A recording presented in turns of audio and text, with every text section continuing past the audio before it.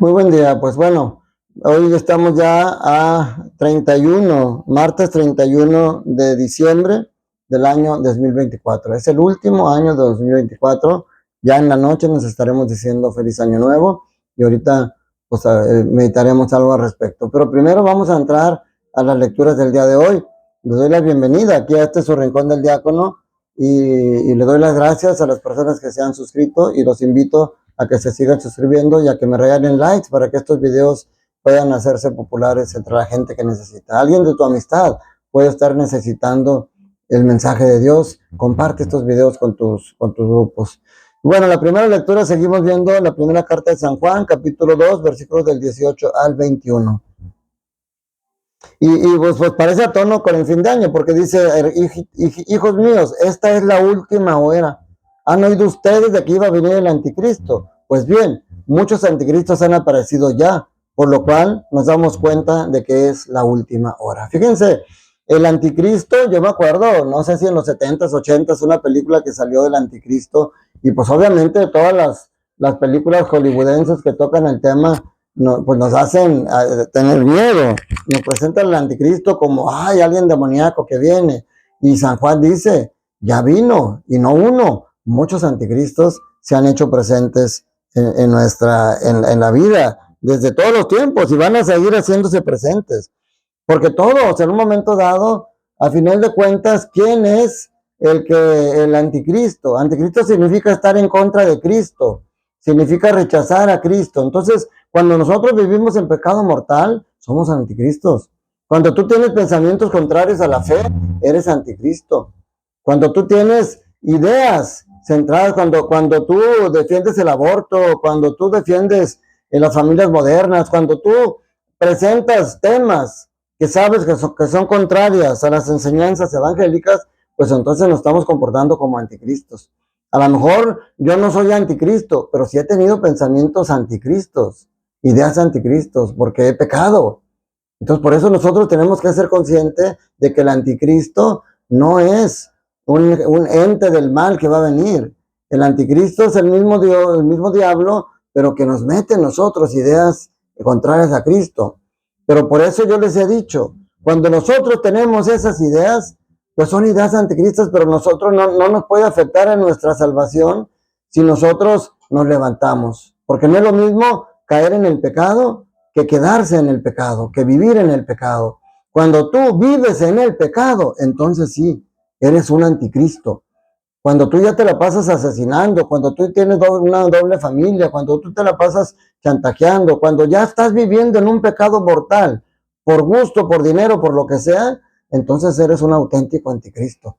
Pero aún tienes salvación, aún puedes acercarte a Dios, aún Él puede, no hay nada que Dios no pueda purificar por muy manchado que esté. Entonces, recordemos, Caín y Abel, fíjense, fue el primer asesinato de la historia de la humanidad. Y sin embargo, Dios mostró su misericordia en Caín, cuando Caín dijo, cualquiera que me va a matar, y Dios le puso el sello de pertenencia a Dios para que nadie le hiciera daño. Entonces hoy podemos ver muchos anticristos caminando por este mundo, pero cada día es una nueva oportunidad. Y hoy que estamos terminando un año, es necesario reflexionarlos y tomar la decisión de realmente nosotros. Por eso dice aquí San Juan, dice, salieron de ustedes, pero no eran de los nuestros. Pues si hubieran sido de los nuestros, habrían permanecido con nosotros. Las personas que dejan la Iglesia Católica y se convierten en anticristos cuando empiezan a rechazar al mismo Cristo, porque rechazan la Eucaristía, pues entonces no eran realmente de los nuestros, dice San Juan. Por eso es importante que nosotros meditemos si realmente solamente estamos teniendo de repente acciones o ideas anticristas o si estamos convirtiéndonos en verdadero anticristo. Es importante meditarlo en el día de hoy. El Evangelio de San Juan, capítulo 1, versículos del 1 al 18. Nuevamente nos presenta la meditación del prólogo de San Juan. Ya lo meditamos el día de la Navidad y lo hemos meditado muchas veces, pero fíjense que a mí me gusta escuchar diferentes sacerdotes que me iluminan. El cura de Toledo es uno de ellos porque él habla, él, como muchos sacerdotes estudiaron y leen la Biblia en su idioma original y nos dan realmente algunos tips de cómo a veces las traducciones cambian. El mismo padre Ernesto María Caro también nos habla de a veces cómo las traducciones nos hacen perder un poquito la esencia.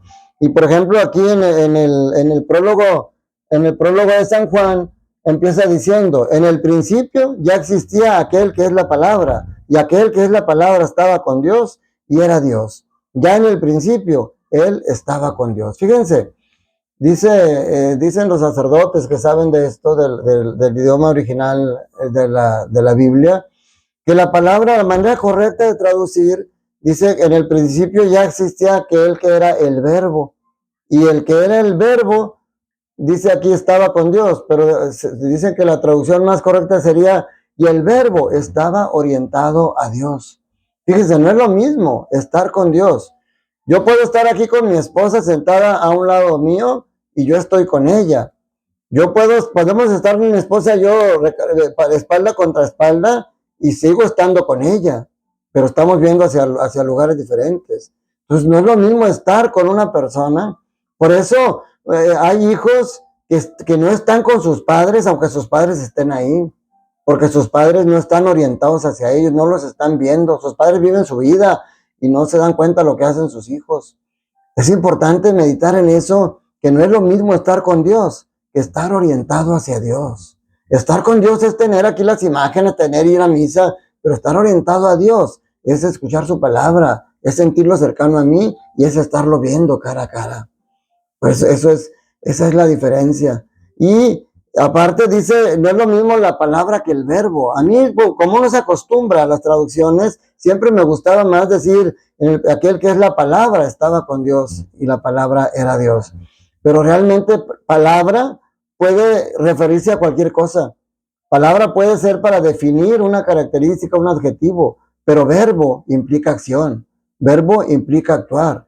Y Jesús es la palabra que te mueve a la acción.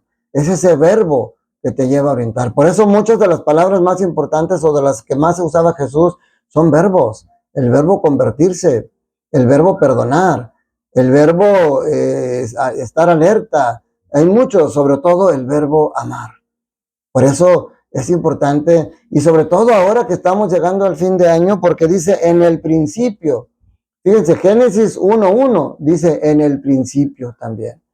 Entonces, ¿por qué Juan habla exactamente literal? Porque hoy puede ser una nueva creación, una nueva creación de la humanidad, como una creación ahora centrada, orientada a Cristo, con la mirada puesta a Cristo. Y hoy lo tienes que meditar tú desde esa acción. Otra cosa que menciona aquí Jesús, dice que la palabra, dice, era luz. Confronta la luz con las tinieblas. La luz la menciona 6 veces y las tinieblas 2, porque Dios es luz, Jesús es luz. La luz que viene a iluminar la oscuridad, pero dice, la oscuridad no lo recibieron. Entonces la aceptación, el rechazo también es importante, hacia dónde te estás orientando tú. No, yo sí acepto a Dios y vives en la oscuridad, entonces realmente lo estás rechazando. O sea, eso es bien importante. Y dice, y también divide en dos a las personas, las que no lo recibieron y las que sí lo recibieron. Dice, las que sí lo recibimos, nos da el permiso o nos da la dignidad de ser hijos de Dios, Los que no recibieron a Dios, pues viven alejados de Dios, viven en la oscuridad. Pero aquellos que sí lo recibimos, no nacimos de la carne, sino nacimos de Dios, y por eso nos llamamos hijos de Dios. Y luego, fíjense, esto es importante porque ayer lo mencionaba cuando decía que no solamente nos llamamos hijos, sino que lo somos, pero aquí nos dice, nosotros nacimos de Dios porque Él nos engendró, no genéticamente, sino lo que decíamos, cuando en el bautismo recibimos el Espíritu Santo, recibimos la gracia santificante. Y entonces Dios nos adhiere a su familia como verdaderos hijos y no solamente como hijos adoptivos. Por eso este prólogo de San Juan lo podemos meditar, desmenuzar y dedicarle más tiempo. Yo creo que es un tema de un retiro, algún día lo grabaré, en el que meditemos más a fondo estas cosas, porque al final dice, de su plenitud hemos recibido todos gracia sobre gracia. O sea, la gracia que Dios nos da se manifiesta en todos nosotros. Por eso, cuando dice el Verbo se hizo carne y habitó entre nosotros, ahora nosotros, con la Eucaristía, con el sacramento, podemos decir, el Verbo se hizo carne y habitó en nosotros. Ya no solamente entre nosotros, sino en nosotros, y hace una gran diferencia. Entonces, mi hermano, yo te invito a que no solamente estés con Dios, sino que estés orientado a Dios. Y el ejemplo que les he puesto a veces del pasaje de la mujer hemorroísa, porque a veces estamos con Dios, pero apretujados con Dios. Mucha gente iba apretujándose con Jesús, y solamente una mujer que se acercó con la fe de que tocando su manto quedaría sana, logró lo que ella buscaba por fe. Porque ella sí estaba orientada a Dios, sí tenía su mirada en Dios y sí se acercó a Dios. Los demás solamente estaban con Jesús, iban en el montón con Jesús. Yo te invito a que este año sea diferente. Este año que acaba de terminar, si tú haces un recuento de tu vida en este año que se termina el día de hoy, si hacemos con nuestra mirada un recorrido entre todo el año, seguramente vas a encontrar momentos tristes y momentos alegres. Seguramente vas a encontrar momentos luminosos y momentos de oscuridad.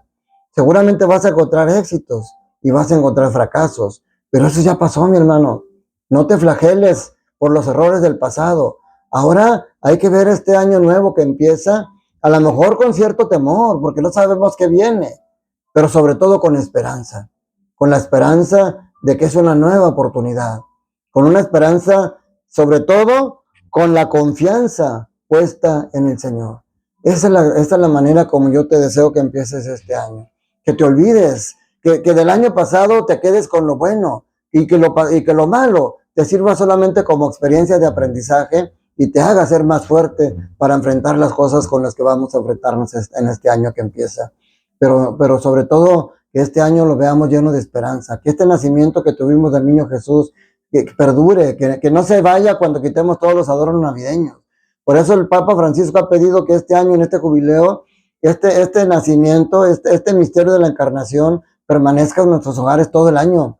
No lo debes de quitar, acuérdate. Vas a quitar el pinito, las esferas, los adornos, las luces, pero el misterio de la encarnación lo debes de tener en tu casa en un lugar visible, para que recuerdes siempre que el niño Jesús nació para estar contigo siempre y que después murió para salvarte de las garras del pecado y para quedarse ahora contigo de una manera diferente pero real todo el tiempo en la Eucaristía.